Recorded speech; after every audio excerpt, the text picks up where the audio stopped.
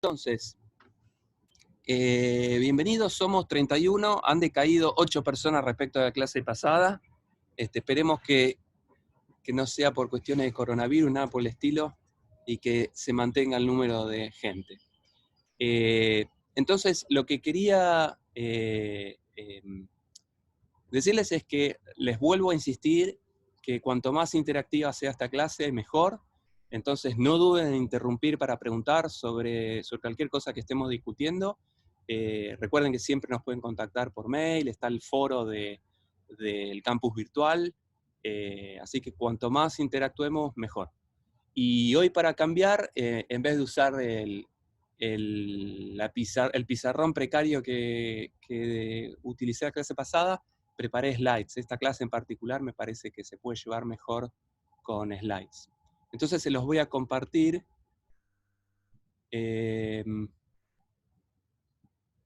Díganme si se ve. Sí, perfecto. Muy bien. Perfecto. Muy bien, entonces,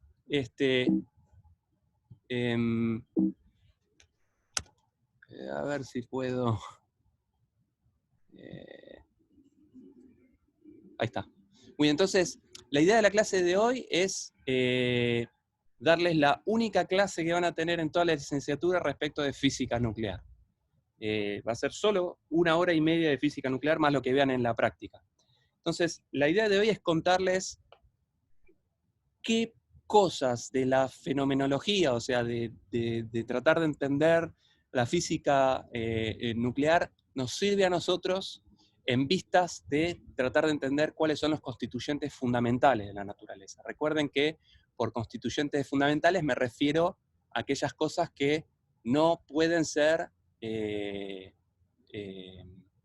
segmentadas en constituyentes más pequeños, ¿sí? Y hoy sabemos muy bien que los núcleos no son fundamentales, pero en su momento se pensó que sí. La clase pasada vimos que más o menos a principios de la década del 30 del siglo pasado, se tenía una visión de la física fundamental muy simplista, en la que toda la materia estaba constituida por 3 partículas: electrones, neutrones y protones, donde los protones de carga positiva y los neutrones sin carga eléctrica y de la misma masa entre ellos, se aglutinan en un punto muy pequeño de un átomo, que llamamos núcleo, y los electrones orbitan, según Bohr, alrededor. Y eso era una visión que explicaba bastante bien los experimentos hasta aquella época. No obstante, uno podría preguntar a algún físico del momento cómo explica que el núcleo no explota, ¿no? Porque si el núcleo contiene cargas positivas de los protones en una región muy pequeña del espacio, la repulsión electrostática, que va como 1 sobre r cuadrado, debería ser descomunal y los protones tenderían a separarse entre sí y el núcleo debería dejar de existir. Y no hubo respuesta a eso. Dijeron, bueno, esa se solucionará más adelante. Esa es la situación que había para esa época. Entonces, hoy sabemos que hay del orden de 270 núcleos que son estables y 2000 inestables, donde inestables son aquellos núcleos que tienen una vida media pequeña, o sea que si uno tiene un núcleo inestable, pasado cierto tiempo ese núcleo decae a otro que es más estable. Estable significa tiene vidas medias largas. Y las vidas medias oscilan entre estos valores que están acá abajo, entre 10 a la menos 7 segundos, que es un lapso de tiempo bastante pequeño, hasta 10 a la 18 años. Entonces fíjense que las vidas medias de los núcleos se expanden estos segundos y años, con lo cual esto debe ser del orden de 10 a la 30 valores que se expanden en un rango de 10 a la 30 en unidades de segundo de vidas medias de núcleos, y esto da indicios de que hay una gran variedad de procesos completamente distintos que uno tiene que describir para entender la fenomenología nuclear. Entonces, este gráfico muestra, en el eje X muestra núcleos estables en función de, en el eje X, el número de neutrones y en el eje Y el número de protones, donde cada puntito negro representa un núcleo estable entre las líneas que hay por arriba y por abajo, se encuentran todos los núcleos inestables ante decaimientos beta. Recuerden que, igual lo vamos a ver dentro de un ratito, pero los decaimientos beta eran aquellos en los que un neutrón se transformaba en un protón o viceversa. Cuando un neutrón se transforma en un protón, eso se llama radiación beta menos, porque en ese proceso se libera un electrón, y el proceso en el cual un protón se transforma en un neutrón se llama radiación beta más, porque en ese proceso además se libera un positrón. Entonces, un decaimiento beta transforma un protón en un neutrón y entonces cambia el núcleo. Entonces, entre las dos líneas que hay arriba y abajo de esos cuadraditos, están todos los núcleos que son inestables ante decaimientos beta.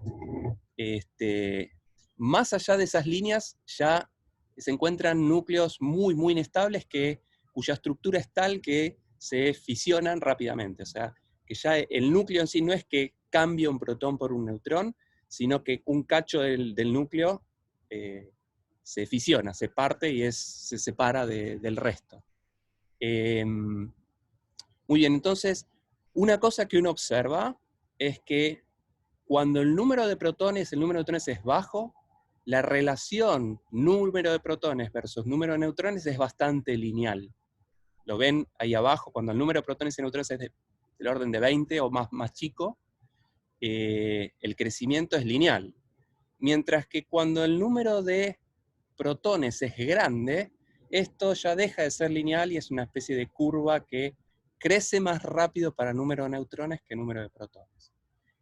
Y eso seguramente debe deberse a que núcleos con muchos protones son más inestables, entonces es mejor lavar de alguna manera la carga eléctrica poniendo más neutrones. Entonces quizás uno puede entender este comportamiento de que a núcleos con muchos nucleones es más difícil que los nucleones sean protones que neutrones porque haría más inestable al núcleo. Muy bien. Una versión de este gráfico la podemos encontrar en este otro, es exactamente lo mismo que antes, pero fíjense que acá abajo hay un link. Si cliquean ese link, si cliquean ese link vamos a esta página. Esta. ¿Lo ven? No se ve. No, ahí está viendo tu tengo presentación porque estás compartiendo nada más que esa pantalla. Ok, perfecto. Entonces voy a sharear otra pantalla. Entonces, si cliquean ese link, lo que los lleva a una página de internet, que es esta que está acá, que es interactiva, ¿no? Uno puede cambiar el zoom o mirar con detalle. Si uno se para, fíjense que si me paro... ¿Ven ahora? Sí, ¿no? Sí, ahora se ve. Perfecto, entonces, si yo me paro en cualquiera de estos puntitos, otra vez es lo mismo, ¿no? Son núcleos, cada puntito es un núcleo, en función del número de protones en el eje Y, número de neutrones en el eje X. Otra vez el comportamiento lineal para abajo número de protones, y que esto se va achanchando cuando el número de protones crece. Entonces, los puntitos negros representan núcleos estables, y si uno se para en ese núcleo, me dice el elemento químico, por ejemplo, no sé, esto es níquel, cobalto, me dice el número atómico y propiedades. Si uno cliquea, da propiedades. Los colores tienen que ver con la vida media. Cuanto más oscuro, la vida media es más larga. Fíjense que lo dice acá, ¿no? Los negritos tienen vida media de 10 a la 15 segundos, mayores que eso. Y los verdecitos, por ejemplo, tienen vidas medias del orden del segundo o más chico. ¿Sí? Entonces los puntos más oscuros son aquellos que son más estables. ¿Está bien? Una cosa interesante que uno ve acá es que para un mismo número de protones, o sea, si yo miro un valor en el eje Y, hay un montón de núcleos que tienen el mismo número de protones, pero más neutrones. Fíjense, si yo me muevo en esta línea, es el mismo elemento, SB, que no sé qué elemento químico es, lo único que tiene es más neutrones. Y a eso se le llama isótopos. Los isótopos son elementos químicos, el mismo elemento químico, el mismo número de protones, pero con distinto número de neutrones. Las líneas verticales corresponden a lo que se llama isóbaros, que son elementos químicos que tienen el mismo número de neutrones, no sé si se llama isóbaros, el mismo número de neutrones, pero distinto número de protones. Y una cosa interesante es que si ustedes hacen zoom, se dan cuenta que acá hay marcados líneas verticales y horizontales en ciertos números, ¿no? Fíjense, z igual a 8, n igual a 8, z igual a 20, z igual a 28, z igual a 50. Y si se fijan en esos números, cuando el número de protones o neutrones es alguno de esos números, 2, 8, 20, 28, 50, 82, resulta ser que esos núcleos son los que tienen más isótopos más estables respecto del resto. Entonces, de todos los núcleos, hay algunos cuyos números son muy característicos. Si el número de protones o el número de neutrones cae en esos números en particular, 2, 8, 20, 28, 50, 82, esos núcleos, cuando uno observa sus propiedades, esos núcleos son mucho más estables que el resto, o sea, son núcleos distintos. Y esos núcleos esos números se los llamó números mágicos. Entonces vuelvo a compartir mi charla. ¿No? Entonces, hay más isótopos estables, lo que estaba diciendo, hay más isótopos estables cuando el número de protones o el número de neutrones es un número, son estos números en particular, ¿sí? Y a esos números se los denominó números mágicos. Y es más, hay núcleos que son doble mágicos, que tienen ese número de protones y exactamente el mismo número de neutrones. Por ejemplo, el oxígeno, que tiene 8 protones y 8 neutrones, es uno de los núcleos más estables que hay. Y esa es una observación empírica. Como discutíamos recién con Guido, uno tendría ahora que tratar de explicar una teoría que permita entender por qué los núcleos que tienen esos números son más estables. Muy bien, este gráfico muestra las energías de excitación en el eje Y en función del número másico A. Recuerden, el número másico es el número de neutrones más el número de protones.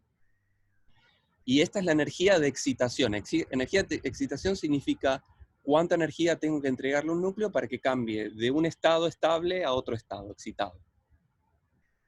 Entonces, lo que uno ve, o por lo menos lo que me parece a mí cualitativamente, es que todos los núcleos tienen un comportamiento suave, que va decayendo, ¿no? A medida que aumenta, la energía de excitación es más chica. Es como que necesito entregarle menos energía a un núcleo que tiene más nucleones para excitarlo. Y uno podría pensar que tiene sentido, porque un núcleo muy grande con muchos protones es como medio inestable, por esto que discutíamos de la repulsión electrostática, y entonces uno intuitivamente podría aceptar que me cuesta menos excitar al núcleo, ¿sí? Entonces ve un comportamiento suave, salvo estos picos raros, ¿no? Que ocurren en ciertos números particulares. Fíjense que hay una tendencia global entre todos estos núcleos, pero para ciertos valores de A, N o Z igual a 20, o 50, 82, o 126, esos otra vez los números mágicos, la energía de excitación es más alta. Como que cuando el número de neutrones o el número de protones cae en estos números en particular, me es más difícil excitar el núcleo. Es como que esos núcleos son más estables, no les gusta salir de ese estado. Cuesta más sacarlo de ese estado respecto al resto. Entonces uno observa dos cosas. Una es que hay un comportamiento suave respecto de A. O sea que en general todos los núcleos están como correlacionados, como que tienen un comportamiento continuo, ¿sí? Salvo en ciertas discontinuidades que se dan para ciertos valores de Z y M, ¿sí? Entonces, si uno mira características de los núcleos que tienen los números mágicos, y uno, a modo de ejemplo, si uno calcula los momentos cuadrupolares, recuerden que los momentos multipolares eléctricos son la integral de la distribución de carga por potencias de R. Entonces el momento dipolar es la integral de la distribución de carga por R cuadrado, el momento cuadrupolar es la integral por R a la cuarta, si no me equivoco, y esa distribución la distribución cuadrupolar eléctrica da cuenta de la distribución geométrica de la carga, Y el momento cuadrupolar es 0 justo para estos núcleos. Y momentos cuadrupolares 0 hablan de una distribución de carga simétrica. Entonces, la observación experimental es que cuando los núcleos tienen un número de neutrones o protones, que es alguno de los números mágicos, esos núcleos se desvían del comportamiento general y muestran tendencias a ser más estables, como que cuesta más excitarlos, como que tienen más isótopos estables. Y si uno trata de mirar con cuidado qué le pasa a esos núcleos, lo que uno ve es que son núcleos que son muy simétricos. Y bueno, hay que tratar de entender qué nos está diciendo esto, ¿no? Ustedes vieron algo que es análogo a esto en Física 4, en Física 3 y en Teórica 1. Cuando uno ve, o por ejemplo cuando uno ve el átomo de hidrógeno, cuando uno llena los niveles del átomo de hidrógeno, la energía de excitación es más grande. Significa que cuesta más sacar un electrón si está en una capa cerrada en un átomo, ¿no? Si uno tiene el átomo de helio, que tiene 2 electrones en un nivel 1s, y el nivel 1s puede albergar 2 electrones, o sea, si está completa esa capa. El helio es un gas raro. Un gas raro significa que no interactúa con otros átomos, y si no interactúa es porque es muy estable de por sí. Y entonces, en átomos que tienen las capas electrónicas completas son muy estables y cuesta mucho excitarlos. Y los átomos que cierran capas se da para cierto número de electrones.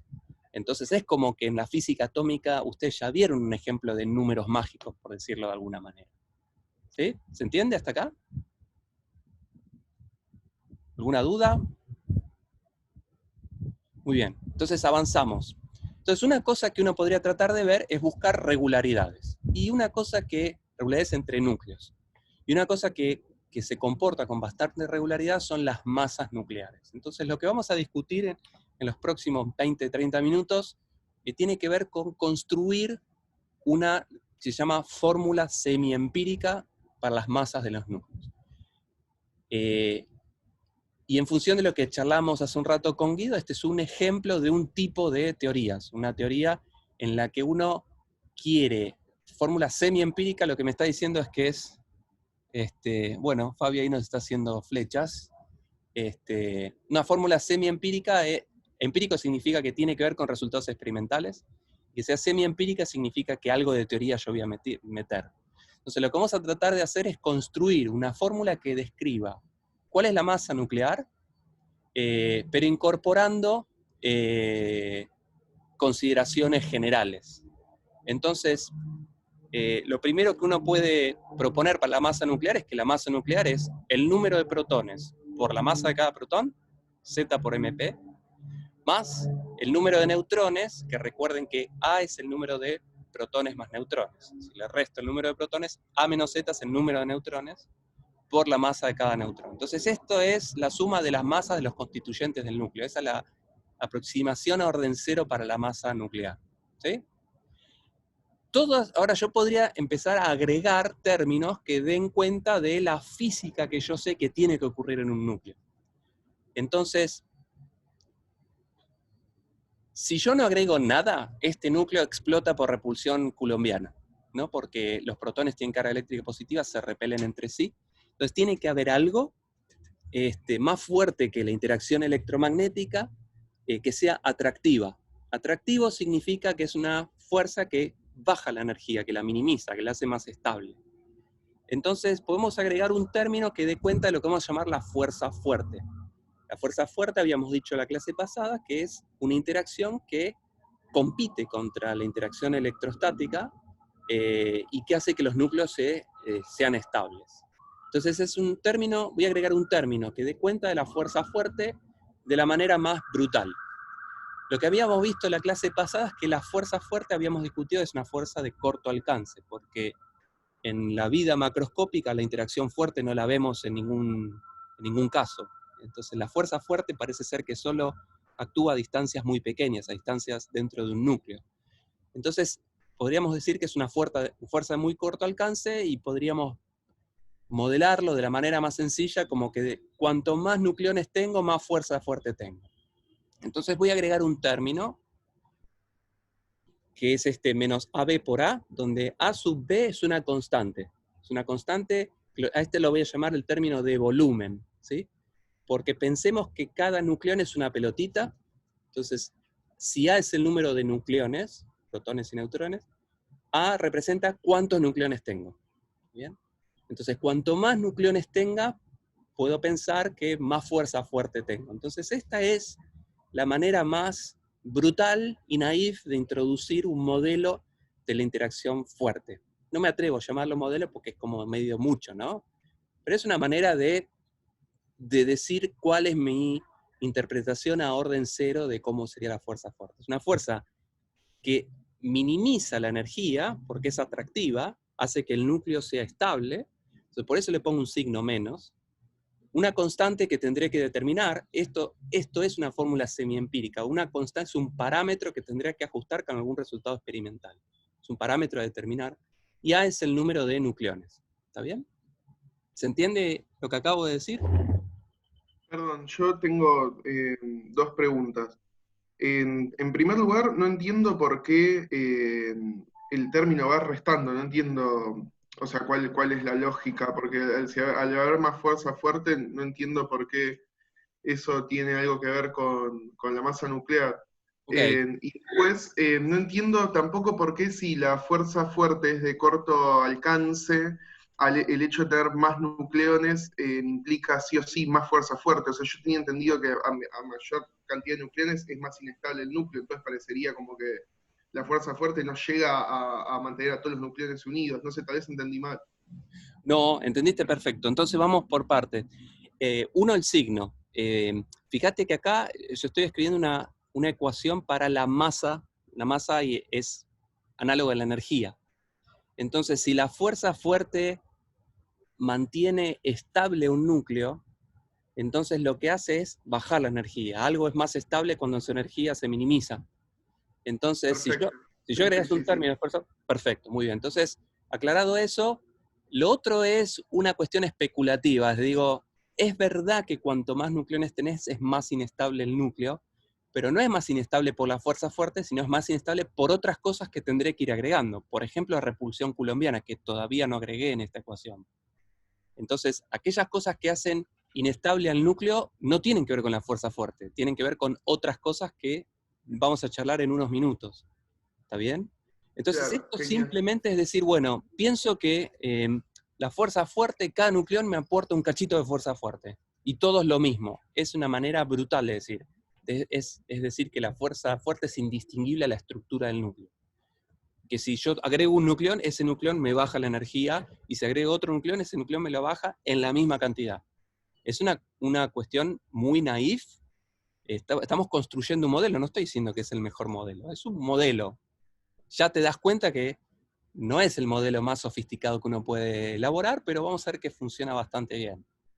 Entonces es un modelo, vos podés criticarlo, pero también podrías entender que es algo razonable, ¿no? Que cada nucleón aporta un poquito de fuerza fuerte que hace más estable el núcleo, cada uno, en la misma cantidad. ¿Sí? Perfecto, muchas gracias. Muy bien, entonces este es mi modelo de la fuerza fuerte, pero fíjense que en este modelo conté de más, porque estoy diciendo que la fuerza fuerte atrae, Juli, la fuerza fuerte atrae nucleones entre sí. Entonces, lo que estoy pensando es que los nucleones interactúan con sus vecinos, ¿no? Si yo tengo un nucleón y está rodeado con sus vecinos, interactúo con ellos y con nadie más, ¿no? Y cada nucleón que yo agregue va a interactuar con sus vecinos, y el resultado de esa interacción es esa AB. En eso contribuye cada nucleón, en ese parámetro determinado. Pero los nucleones que están en la superficie no están rodeados de la parte externa, no tienen nucleones afuera. Entonces eso los conté de más.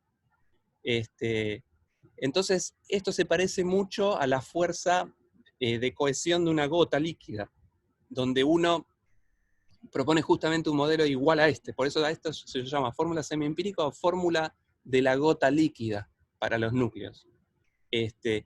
Porque no sé, en mecánica de fluidos, uno puede hacer un modelo naif de cuál es la fuerza de cohesión de una gota, y tiene un término de volumen, que es igual a este, y un término de superficie que va en contra, ¿no? Entonces, lo que digo es que en mi modelo de la fuerza fuerte, cada nucleón interactúa con sus vecinos, pero los nucleones que están en la superficie del núcleo no tienen un vecino con quien interactuar arriba, fuera del volumen. Entonces, es como que conté más fuerza fuerte de la que debería. Entonces voy a hacer una corrección a mi modelo de la fuerza fuerte, y esa corrección viene por este modelo de la gota líquida, que es restarle una contribución que sumé de más, y que esa contribución vaya como la superficie sobre el volumen.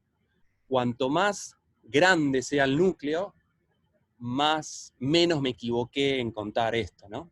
Entonces voy a poner un término que vaya como superficie sobre el volumen. Cuando la superficie es muy grande, el volumen es aún más grande, porque el volumen va como R cubo, y entonces esta corrección se va haciendo más chiquitita. Pero a núcleos muy chicos, que tienen muy pocos nucleones, le pifio mucho si tengo esos pocos nucleones en la superficie, entonces ahí la corrección es más importante. Entonces voy a hacer una corrección a esto que vaya como la superficie del núcleo dividido el volumen del núcleo, haciendo una copia del modelo de la energía de una gota líquida, ¿sí?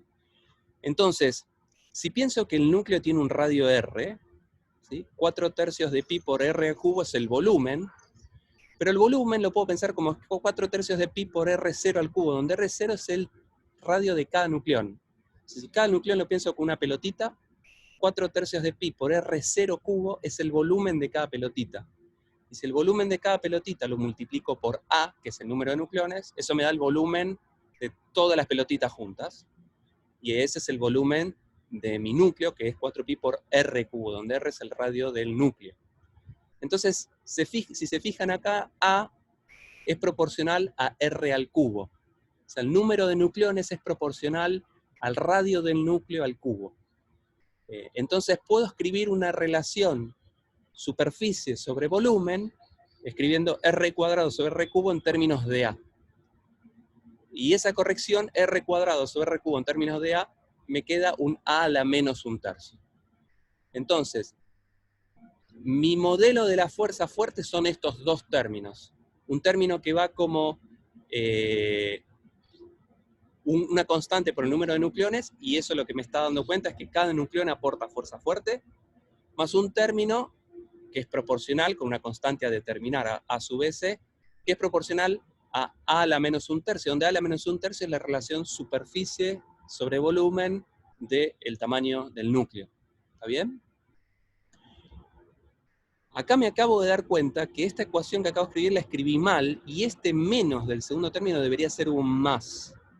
Y los signos acá son importantes porque habíamos dicho que menos AB por A, menos el primer término, baja la energía, la fuerza fuerte se hace más estable. Pero yo conté de más la fuerza fuerte y estoy corrigiendo con este término de superficie, que entonces me debería ser más inestable el núcleo. Entonces este segundo término debería ser un más. ¿Está bien? ¿Se entiende? Eso es una corregí de más, y entonces vuelvo un cachito, y entonces tendrían que tener signos distintos. ¿Está bien? ¿Se entiende? Esto es lo feo de una clase virtual. No puedo ver las caras, así que no tengo idea si entienden o no. Si no me... ¿Sí? Bueno, muy bien. Entonces, Sí, se entiende. Bárbaro. Entonces, el otro término que tengo que agregar es el término de Coulomb, ¿no? Porque... Gustavo, hay gente medio tímida que responde en el chat. Ah, no estoy mirando el chat. A ver...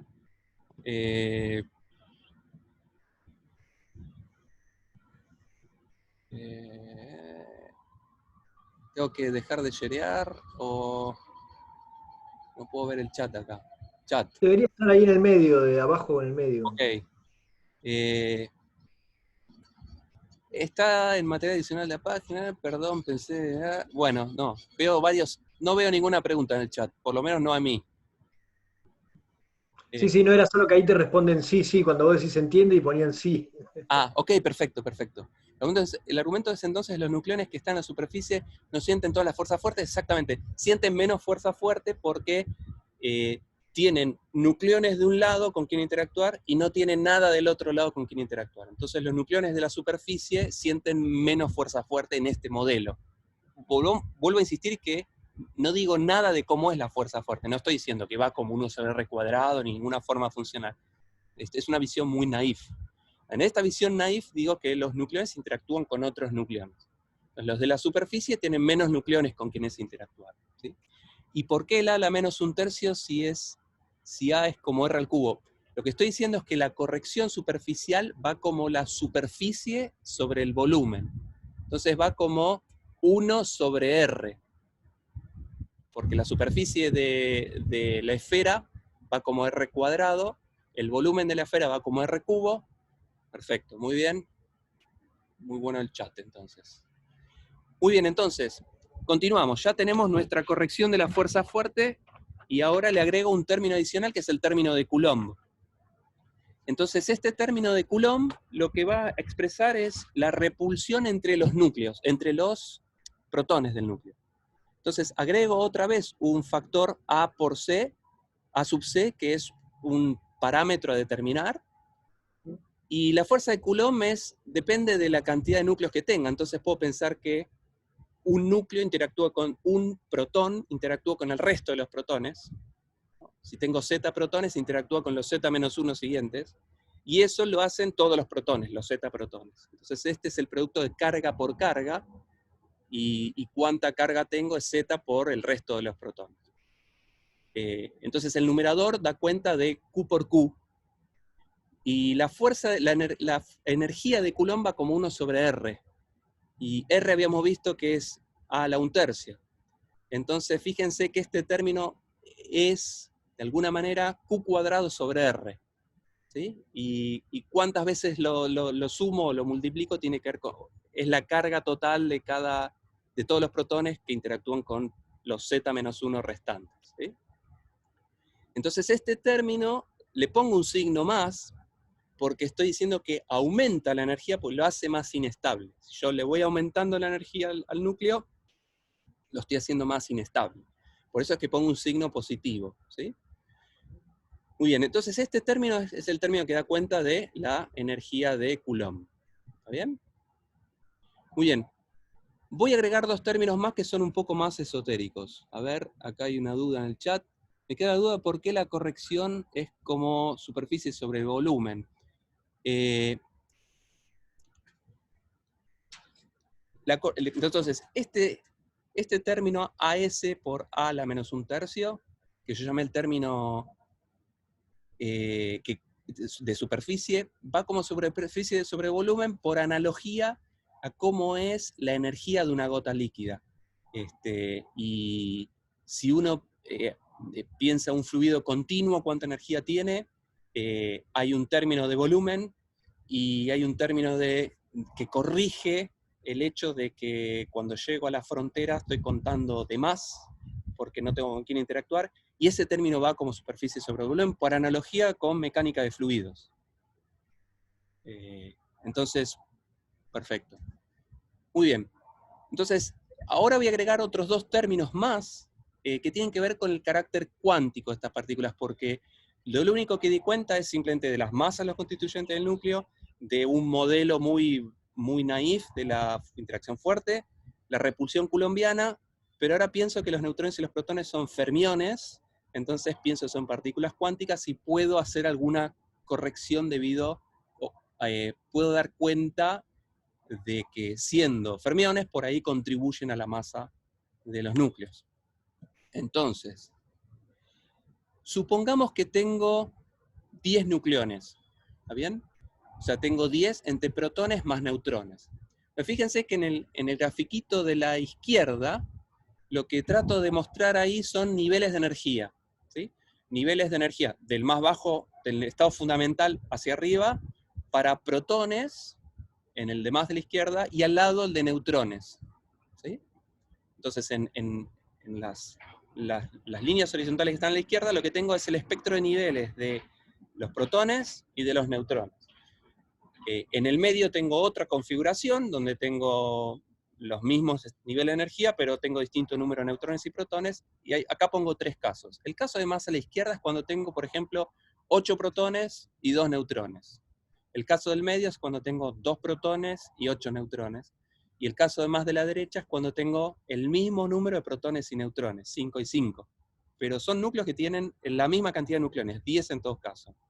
Pero fíjense que los casos de la izquierda y del centro son casos en donde los niveles de energía donde tengo nucleones son más altos que el caso de la derecha. Porque en la derecha, como tengo el mismo número de nucleones, voy llenando los niveles más bajos. Y entonces la energía total que tienen las dos configuraciones de la izquierda es más grande que la configuración de la derecha.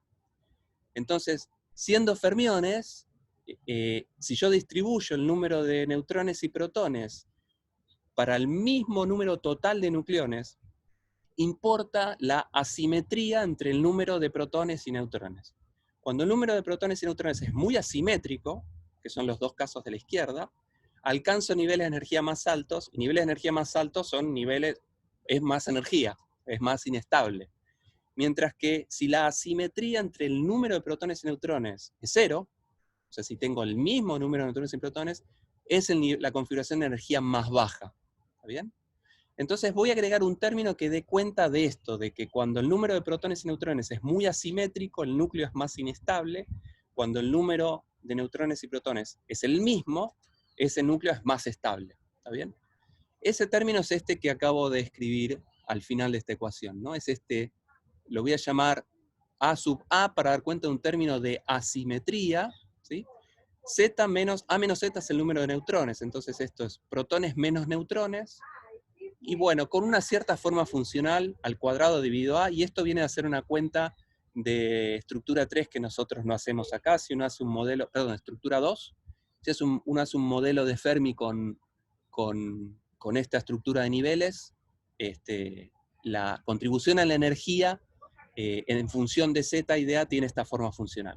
La cuenta no me interesa, me importa el resultado. Entonces fíjense que en el numerador está esta asimetría, porque es Z menos N. A menos Z es el número de neutrones. Entonces, número de protones menos número de neutrones al cuadrado. Cuando el número de protones y neutrones es el mismo, este término es 0. Cuando no es el mismo, este término contribuye y contribuye cuadráticamente con esa diferencia. ¿Está bien? Muy bien. Y aún más esotérico es el siguiente hecho, que tiene que ver con que habíamos visto que la fuerza fuerte es de corto alcance. Entonces, ¿qué pasa? Fíjense que acá a la izquierda tengo dos niveles de energía, uno con un número par de nucleones y otro con un número impar de nucleones. Entonces, fíjense, cuando el número de nucleones es par, el último nivel tiene un fermión con spin up y un fermión con spin down. Acá está el carácter cuántico de estas partículas. Mientras que en el caso de que tenga un número impar de nucleones, el último está solo, no tiene con quién aparearse. ¿Está bien? Ahora, en el caso de que tenga dos nucleones en la última capa, esos dos nucleones están en el mismo estado de energía, con la única diferencia que tienen distinto spin. Pero que estén en el mismo nivel de energía significa que están en el mismo orbital, y el mismo orbital, ¿qué significa geométricamente?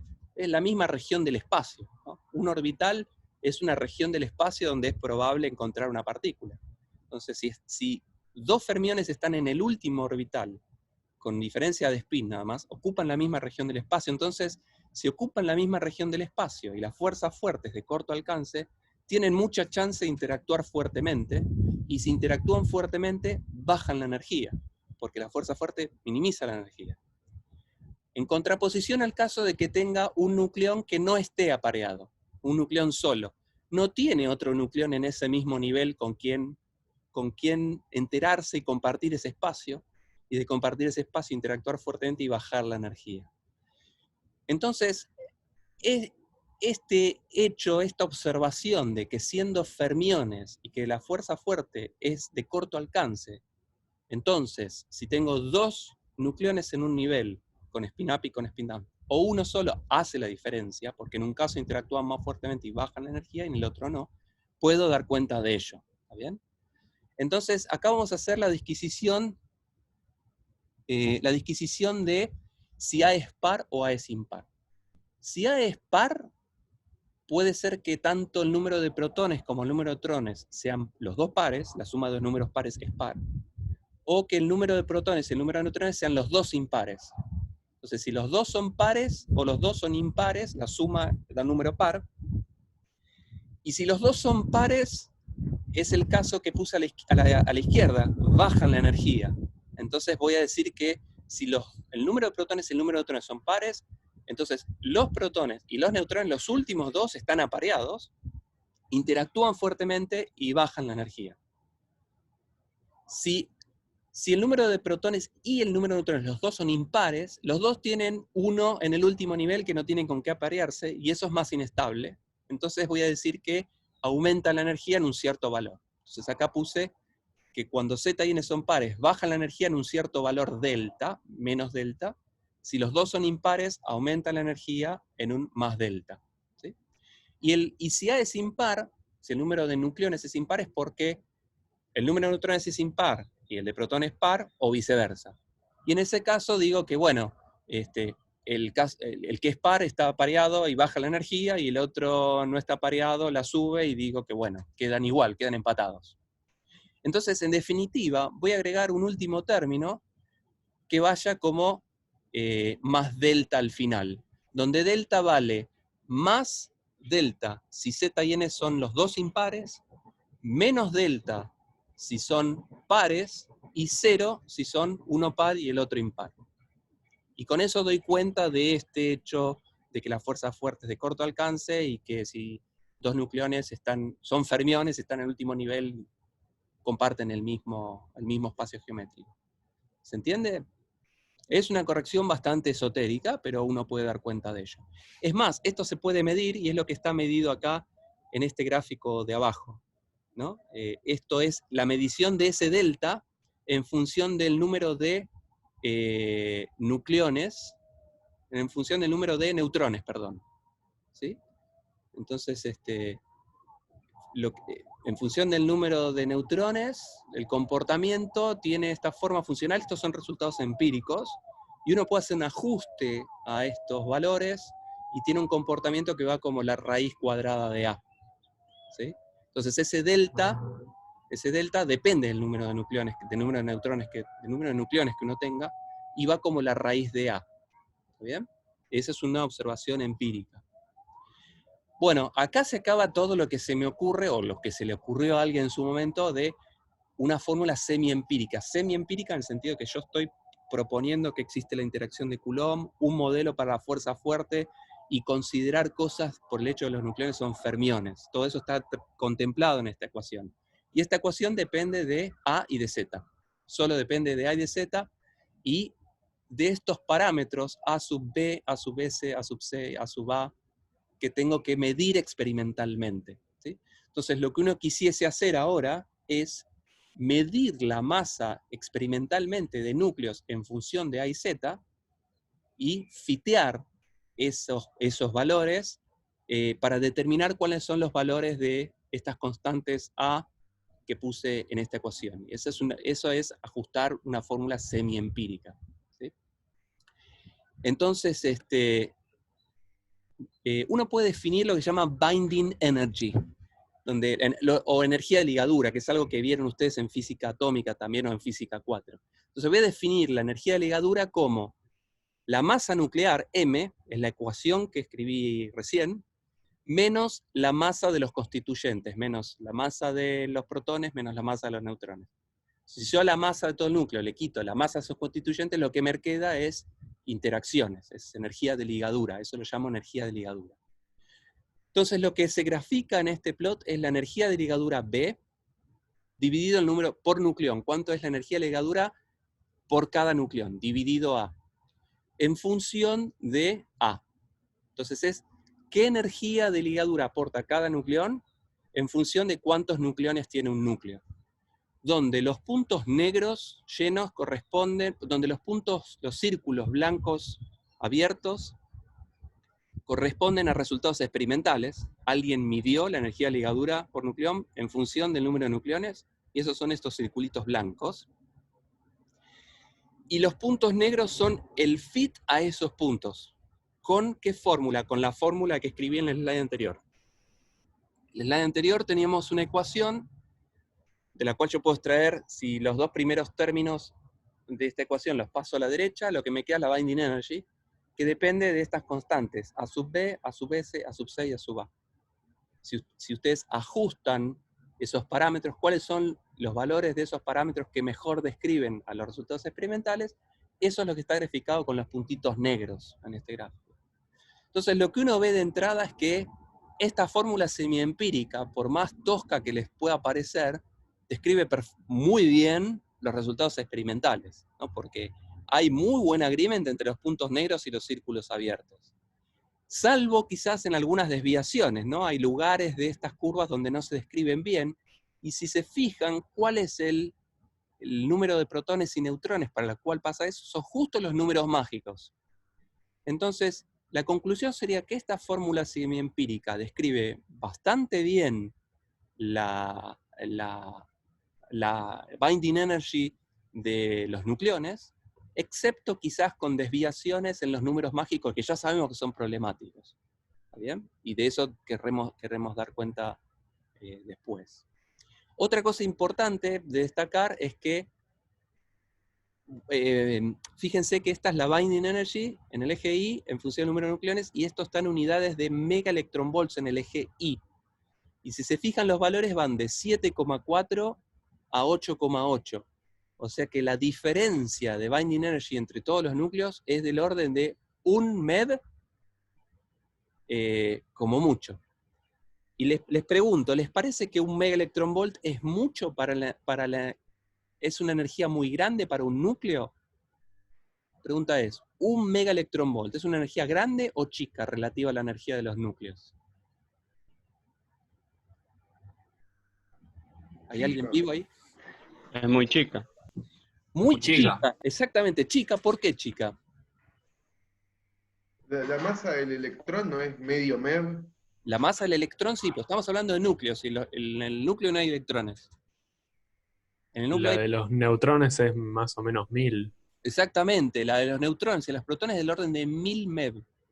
Entonces, fíjense que cada nucleón tiene 1000 MeV, y su energía de ligadura, o sea, la energía que hace que quiera mantenerse en el núcleo, es del orden de 8 MeV, es más o menos el 1%.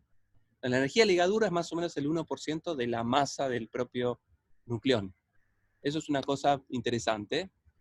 Y la otra cosa es que cuando el binding energy es máximo, ¿no? Cuando estoy en el máximo de esta curva, el binding es más grande, significa que quiere ser más estable. Cuanto más binding tiene, cuanto más energía de ligadura tengo, más estable es el núcleo. Entonces hay núcleos que son más estables, ¿no? Y si me fijo, eso corresponde para un A más o menos de 50 y pico, 60. ¿Sí? Y el núcleo más estable es el hierro, que tiene número atómico 56, perdón, número másico 56, y es el más estable. Es un núcleo que tiene vida media muy larga, ¿sí? Y tiene que ver con esto de que el binding energy para el hierro es el más grande.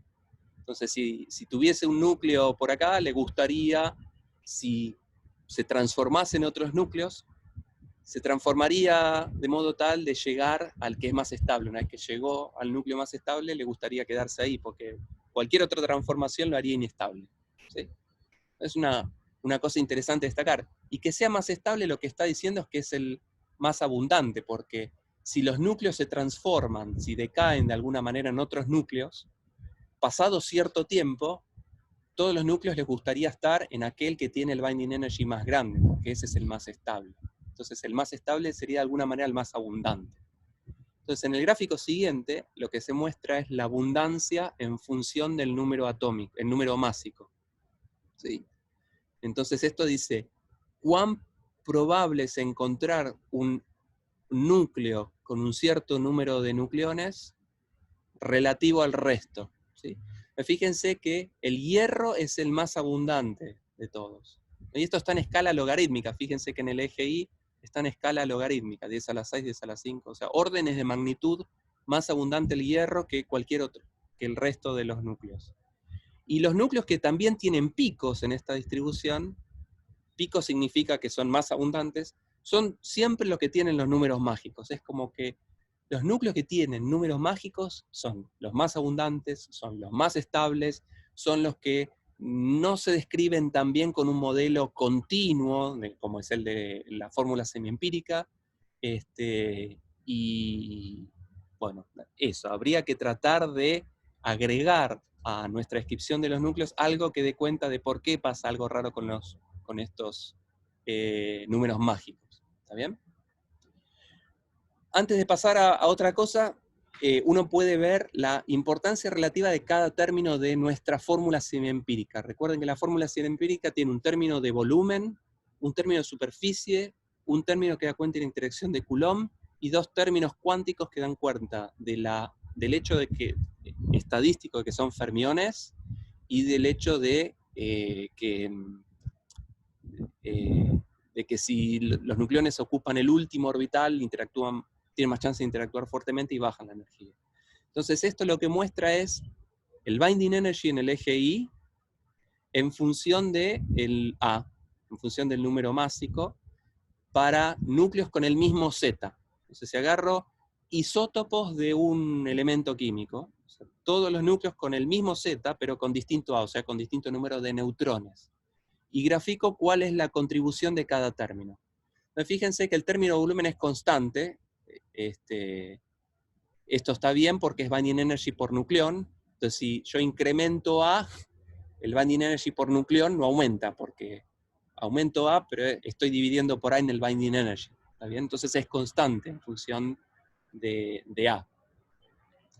El término de superficie contribuye cuando A es chiquitito, bastante, pero cuando A es grande contribuye menos. Y eso lo habíamos discutido brevemente antes, ¿no? Habíamos dicho que la corrección de la superficie es más importante cuando el núcleo es chiquitito que cuando el núcleo es grande, porque va como S sobre B.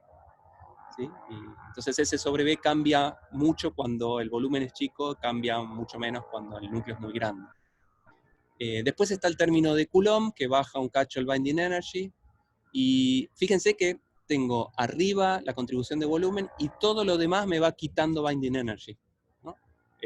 O sea, mi término de volumen me da binding energy, me hace el núcleo más estable, y los otros términos me van quitando binding, ¿no? Porque lo hacen más inestable. Entonces el término de superficie se come un cacho, el término de Coulomb hace más inestable el núcleo, me come otro cacho, el término de asimetría me come otro cachito, y el otro término que tiene que ver con los espines, un poco menos. ¿Está bien? Muy bien. Otra cosa interesante es... Gustavo, una pregunta. ¿Sí? ¿La importancia relativa de los distintos términos no depende de los valores de las constantes de cada término? Ah, sí, pero esas constantes vos las determinás haciendo un fit global. Recordá que estas constantes vienen de hacer un fit a esta distribución. Porque esta es una fórmula paramétrica que depende de A y de Z, o sea que depende de los núcleos. Entonces, para determinar estas constantes, vos tenés que fitear el binding energy en función de A para muchos núcleos, ¿no? Cuanto más núcleos tenga, mejor vas a ajustar esta curva. Entonces, una vez que vos ya ajustaste esa curva, los valores de los parámetros A sub B, A sub S y demás, ya están fijos. No es que para un núcleo vale algo y para otro vale otra cosa. Esos valores de esta fórmula paramétrica valen para las constantes toman un valor único para todos los núcleos. ¿Está bien? Entonces una vez que determinás esas constantes, ahora podés ver para ciertos núcleos en particular, pero esas constantes son constantes, ya no cambian. ¿Sí? Listo, gracias. Muy bien, entonces, otra cosa interesante es ver cómo es el espectro de masas en función de Z, en función del número atómico, pero para A fijo. O sea, ahora digo, el número de nucleones es el mismo, no sé, acá dice, por ejemplo, en el gráfico de la izquierda hay una parábola, y dice A igual 125, ¿no? Y entonces, si es 125, puede ser que tenga 75 protones y 50 neutrones, o 74 protones y 51 neutrones, y así sucesivamente. Tengo un montón de núcleos, ¿sí? Entonces tengo el Z va cambiando, el A es fijo, pero el Z va cambiando, o sea, el elemento químico cambia. Entonces tengo, no sé qué es este elemento químico IN49, pasa a ser estroncio 50, a no sé qué otro elemento, telurio, iodo, xenón. Voy cambiando elemento químico porque aumento el Z.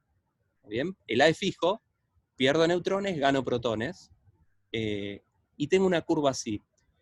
La curva que está a la derecha son dos parábolas, y fíjense, corresponde para A igual 128. Entonces recuerden, si A es 125, es un número impar, significa que tengo, si el número A es impar, puede ser que el número de protones sea impar y el de protones par, o viceversa. Y en ese caso, el término delta, el último término de la fórmula semiempírica que hemos agregado, valía 0. Entonces, no agrega nada. Entonces, para 125 tengo una parábola. A lo sumo, la fórmula semiempírica, cuando fijo A, es cuadrático en Z. Y eso lo pueden ver, es parte de, seguramente, algún ejercicio de la práctica. Mientras que si A era un número par, eso podía ser porque el número de protones y neutrones es par o que ambos son impares. Y en el caso de que ambos sean pares, estaban apareados los últimos del último nivel y eso bajaba la energía. Entonces tengo una parábola que está más baja. Y en el caso de que los dos sean impares, ¿sí? Y la suma da un número par, si los dos son impares, el número de protones y el número de neutrones es impar, ambos tienen un nucleón desapareado, y eso era el caso más desfavorable que me subía la energía, ¿no? Entonces ahí se ve el hecho de que cuando A es par, esta distribución son dos parábolas. Uno cuando ambos, número de protones y número de neutrones, son los dos impares, y es el más inestable, es la parábola que está arriba, y cuando los dos son pares, la parábola va para abajo por el término delta, por este término delta que habíamos puesto acá, que valía más delta cuando los dos son impares y valía menos delta cuando ambos son pares. ¿Está bien? Muy bien. Y la transición de un núcleo a otro se da por decaimientos beta, porque si A es fijo, y si yo me muevo, por ejemplo, en la parábola izquierda, yo me muevo de izquierda a derecha, ¿sí? Voy aumentando Z y voy disminuyendo N para que A sea constante.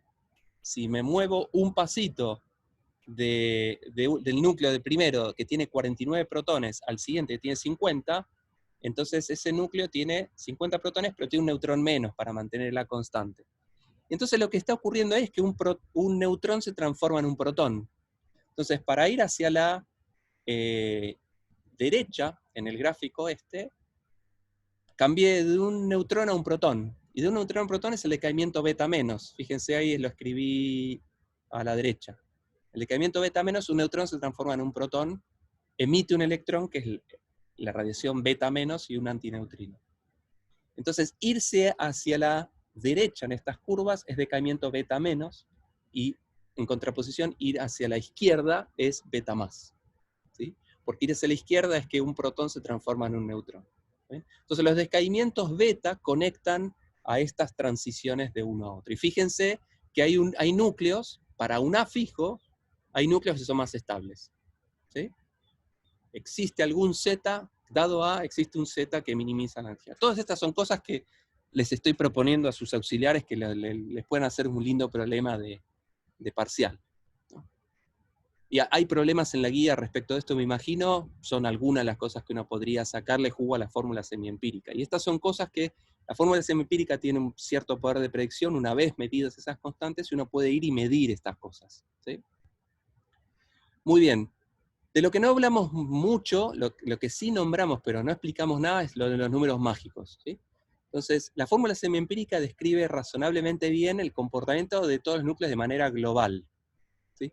Pero en los números mágicos no dice nada. Nunca pusimos nada en nuestra fórmula semiempírica que trate de explicar los números mágicos. En efecto, cuando los núcleos tienen número de protones o neutrones en esos números particulares que llamamos números mágicos, el comportamiento se desvía de la tendencia general. Ya lo vimos en varios casos.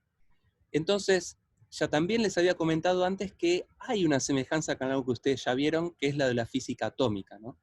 En el átomo de hidrógeno, el primer nivel es el 1s, después viene el 2s, el 2p, y así sucesivamente. donde en el nivel 1s uno puede poner 2 electrones. Entonces, con 2 electrones completo la primer capa electrónica. Con otros 2 electrones completo el nivel 2s, y con 6 electrones más, o sea, 2, 2 y 6, 10 electrones, completé el segundo nivel. Entonces, 10 electrones alcanzan para completar el segundo nivel de un átomo de hidrógeno. Y resulta ser que las energías de ionización de núcleos, de átomos, perdón. Estoy yendo de la física nuclear a la física atómica, ustedes ya vieron antes.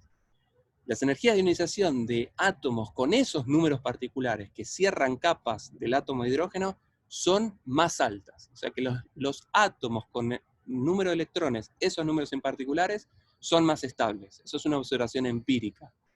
Entonces uno podría pensar, bueno, si en el átomo de hidrógeno, si tengo capas de niveles de energía, y cuando completo un nivel, ese núcleo, ese átomo, perdón, es más estable, es simétrico, tiene una distribución simétrica de carga, es más estable, la energía de ionización es más alta, es lo mismo, el mismo comportamiento físico cualitativo que veo en núcleos.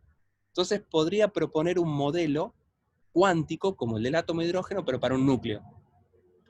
Entonces, ¿cómo era la cuestión en la física atómica? En la física atómica uno tiene una ecuación de Schrödinger y un potencial central que en particular es un potencial coulombiano, ¿sí? Entonces, con ese potencial coulombiano uno tiene niveles discretos de energía.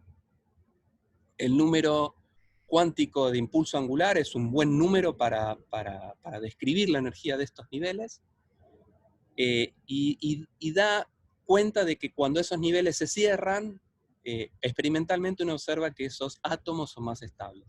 Entonces uno podría hacer el análogo de esto al caso nuclear. Uno podría tratar de copiar lo que sabe de la física atómica, que cualitativamente describe algo que es similar a lo que uno ve en núcleos.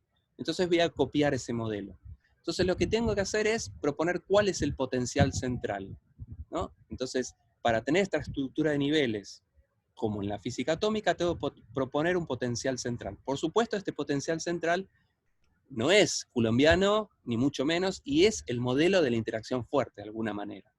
Entonces voy a proponer, para mí es, no es una crítica, es la característica de la física nuclear, es que es un problema de muchos cuerpos donde es imposible hacer una teoría de primeros principios. Uno tiene que proponer un potencial y ver si ese potencial funciona. Entonces, ¿qué potencial nuclear podemos proponer? Lo que sí sabemos es que la fuerza fuerte es de corto alcance. Entonces, por ejemplo, un potencial podría ser un pozo finito cuadrado, ¿no? Que vale 0 más allá de una cierta distancia y vale algo dentro de ese escalón. ¿Bien? Ese es un candidato a la fuerza fuerte. La fuerza fuerte tiene un cierto valor, pero fuera de una cierta distancia no la veo, ¿no?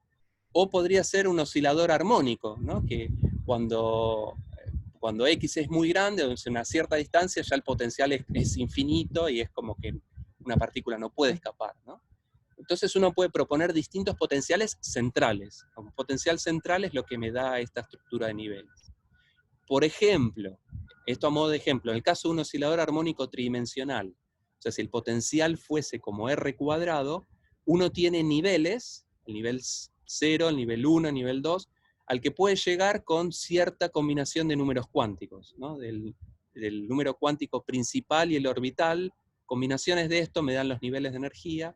Se le da nombre en física atómica, el nivel 1S, el 1P, el 1D. En el nivel 1S uno puede poner, es un único nivel, tiene de generación 1. El nivel P tiene de generación 3 porque L vale 1, se puede tomar proyecciones 1, 0, menos 1.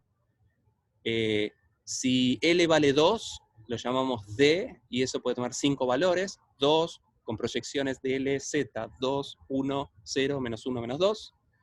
Y como las partículas que voy a poner son fermiones, puedo poner el doble de partículas en cada estado. Entonces podría poner en el estado 1S 2 fermiones, en el 1P 6 fermiones, en el 1D 10 fermiones. Y entonces yo puedo sumar estos. ¿Cuándo cierro capas? Cuando tengo 2 fermiones, o 2 más 6, 8 fermiones, o, bueno, no sé qué sume acá. Ah, porque está bien, 2 más 8 más 10 son 20 neutrones. Entonces acá tengo un conjunto, a lo que ves que uno puede generarse un conjunto de números mágicos con un cierto potencial. ¿Está bien? Entonces, de todos los potenciales propuestos, el que describe bien la estructura de números mágicos es lo que se llama el potencial de Woods-Saxon, que es este que está acá, que es un potencial central que va como una constante sobre 1 más esta exponencial, donde A es un parámetro que me dice cuán chico es el escalón, o sea, A sería la distancia, este es el potencial dividido B0 en función de un cierto radio, R, ¿no? Que es esta R de acá. Y fíjense que vale 0 más allá de un cierto valor y vale, es como un potencial escalón con los vértices redondeados, ¿sí? Redondeados con esta dependencia exponencial. Y dependiendo cuán redondeado sea, hará que el potencial sea distinto. Como este potencial es un potencial central, se lo puede descomponer en una parte radial y en una parte angular, ¿no? Con los armónicos esféricos, donde la función radial es distinta porque el potencial es distinto, pero la parte angular es lo mismo, son los armónicos esféricos, y esto me da una estructura de niveles, ¿sí? Y me da números para los cuales las capas se cierran. Y con este potencial uno tiene números que son los números mágicos, ¿sí? Y en particular estos potenciales y variantes de este potencial, yo he leído tesis doctorales de gente que estudió variantes de estos potenciales para núcleos livianos, de litio y berilio, o núcleos más pesados, como el uranio, y lo que hacen es simplemente parametrizar distinto este potencial. Bueno, hasta donde yo sé en física nuclear, este potencial se usa mucho para escribir núcleos, variantes de estos potenciales se usan para núcleos livianos, núcleos medianos y núcleos más pesados. Pero entonces, el mensaje es que si uno piensa que un núcleo lo puede describir con un cierto potencial central, entonces uno tiene niveles de energía y que cuando se llenan esos niveles, el núcleo tiene una distribución muy simétrica y es muy estable. Y entonces en los números mágicos se desvía del comportamiento general porque esos núcleos les gusta ser más estables que el resto y tienen energías de ionizaciones más altas, tienen abundancias más altas, vidas medias más altas, todo relacionado con el mismo hecho. ¿Está bien? Bien, eso es todo lo que tenía para contarles respecto de física nuclear. Ya son físicos nucleares, esto es lo que van a ver en la licenciatura sobre física nuclear. ¿Por qué no nos interesa más la física nuclear de acá en adelante? Porque es un problema de muchos cuerpos de partículas que no son fundamentales, porque ni el protón ni el neutrón son partículas fundamentales, como vamos a ver más adelante, y lo único que nos interesa de esto es una descripción de más o menos cómo son los núcleos. Lo que vamos a ver la clase que viene es una característica de los núcleos en relación a lo siguiente. El protón y el neutrón tienen la misma masa, tienen carga eléctrica distinta, uno tiene carga eléctrica, el otro no la tiene, pero los dos sienten la fuerza fuerte. Y habíamos dicho que la fuerza fuerte tiene que ser más fuerte que la electrostática, porque si no, el núcleo explotaría.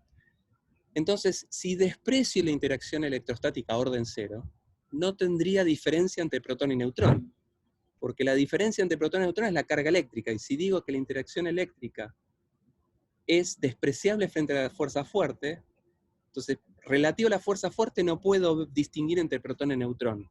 Entonces, en principio es como el que el protón y el neutrón para la fuerza fuerte serían la misma partícula, y sin embargo eso no es así. Y entonces, ahí hay algo interesante para discutir, que uno puede aprender de la física nuclear, y eso es lo que vamos a ver la clase que viene, es el tema de la clase que viene, tiene que ver con algo que se llama isospin, que es una manera de tratar de entender por qué los neutrones y los protones para la fuerza fuerte son cosas distintas, pero no tanto. ¿Sí? Entonces eso se los dejo picando para el martes de la clase que viene.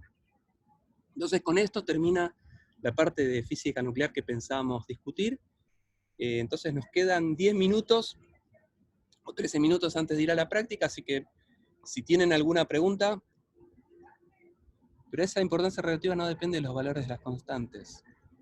A ver, alguien pregunta, la importancia relativa no depende de los valores de las constantes. Ah, esa es una pregunta vieja. Y respecto de los slides, si quieren los puedo poner en la página de la materia. Si estos slides los voy a ir agregando a la página de la materia o al campus virtual. Buenísimo. Ok. ¿Alguna pregunta? Pregunten porque si no yo entiendo que entienden todo y después en el final me puedo zarpar libremente porque si entienden todo les puedo preguntar cosas más profundas. Una ¿Sí? pregunta. Buenísimo. Sí, ¿cómo hiciste en la última capa para que sume 20? Final y todo. Porque, fíjate, los estados totales que tenés son 2 en el nivel 1S, en el nivel 1P tenés 6, o sea que para completar el nivel 1S y el 1P necesitas 8, que es la suma de 2 más 6. ¿No? Y claro, después, ¿cómo hago para ir de 8 a 20? No, sí, sería 18 en realidad, me equivoqué. O sea, tenía 8, con 8 completaba el 1S y el 1P y necesito 10 más para el 1D. Entonces, este número 20 está mal, debería ser 18, tenés razón. O sea, que estos números mágicos son esos, ¿no? Una pregunta dice, ¿el resultado de que es estable cuando completás el nivel es experimental? ¿No se obtiene a partir de las cuentas o sí? Sí, se obtiene...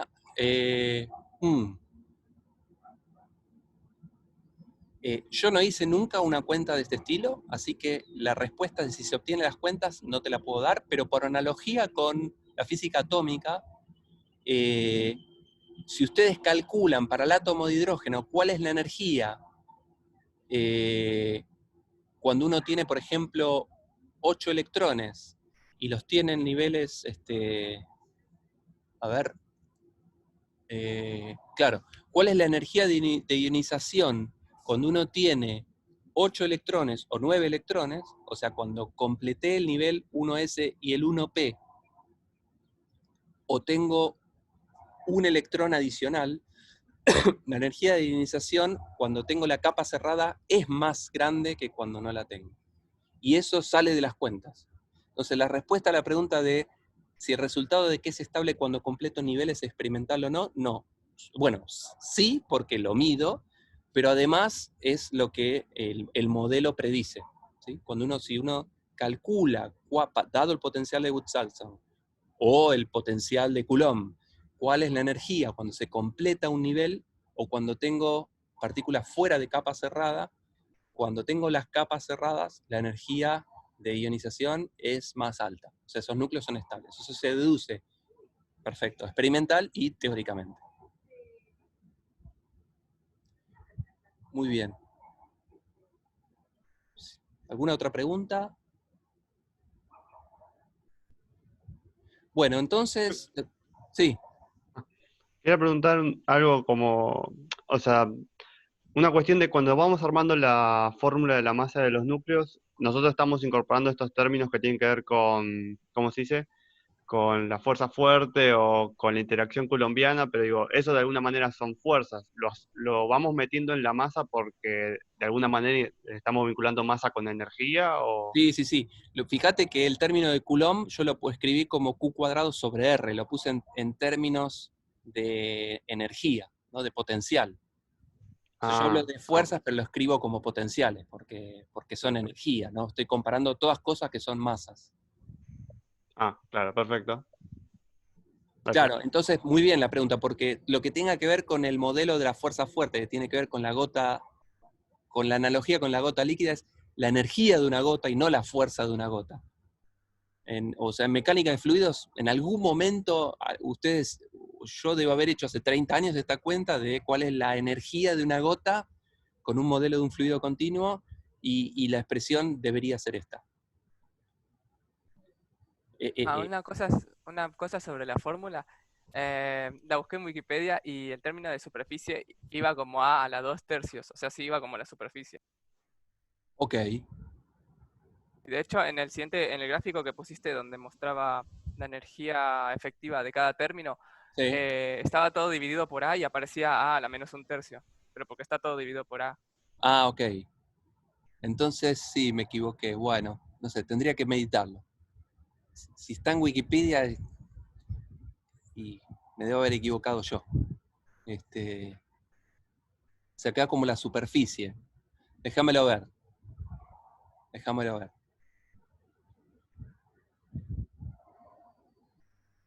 Bueno, entonces, lo que voy a hacer es pasarle la posta a sus auxiliares. Las constantes son adimensionales, sí, las constantes son adimensionales. No, a ver. No, Gustavo, las, tiene energía, unidad de energía. ¿cómo? Tiene unidad de energía, están en mega, por lo general.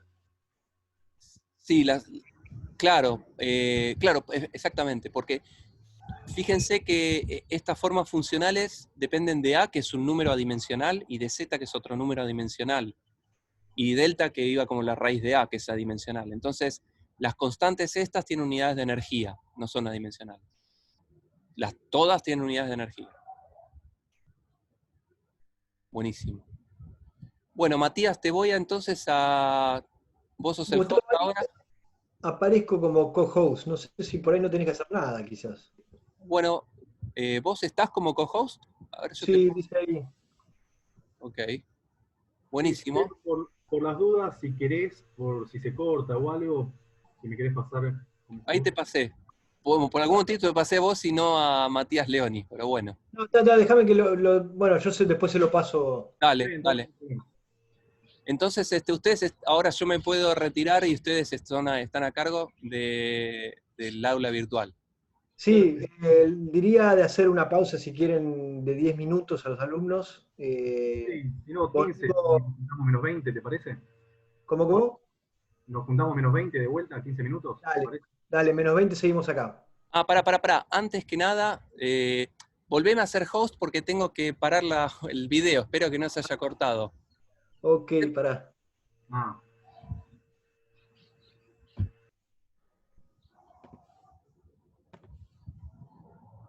¿Ahí estás? A